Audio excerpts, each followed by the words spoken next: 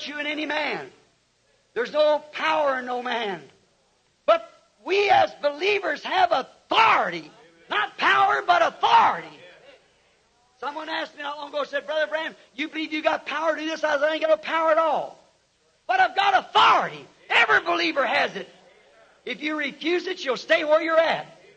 But if you'll accept it, it'll do the exceeding abundance because God is rich in His mercy. Take a little policeman, stand out here on the street. His clothes hanging half off of him. He's just skinny. The cap's got his ears pulled down.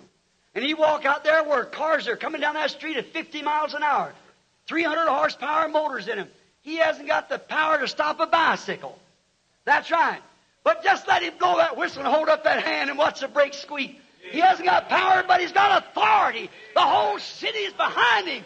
And when a man or a woman, I don't care what condition you're in, you've got the authority of God by promise. Because He's rich in promise to do the exceedingly abundantly.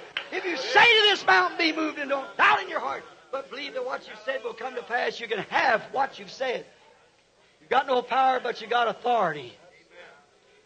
Remember when He told me back there, said, you'll be able to reveal the secrets of the heart. Do you remember that, many of you Phoenix people? He promised it. What He promises, He does. Now, there's some of you here that hasn't got prayer cards, no doubt. How many sick and don't have prayer cards? Raise up your hands. Sure. All right. If you want to know, not authority, not power, but the authority of the Word, the things that I do shall you also.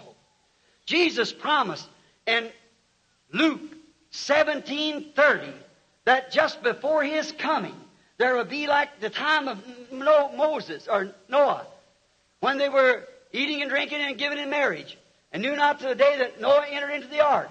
He said to be that time. Then He said also, as it was in the days of Lot, and said this will take place in that day when the Son of Man shall be revealed. When the Son of Man is revealed in the last days. Now look how the Son of Man revealed Himself in the person of this angel, which was the Son of Man.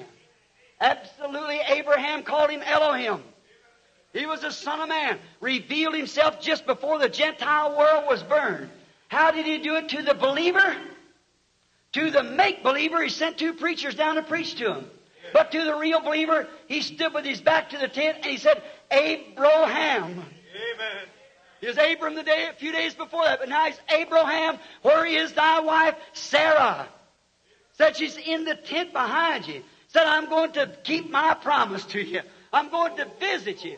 Oh, Abraham was 100 years old, and Sarah was 90, but God, rich in mercy, kept His promise. Amen. They brought the baby.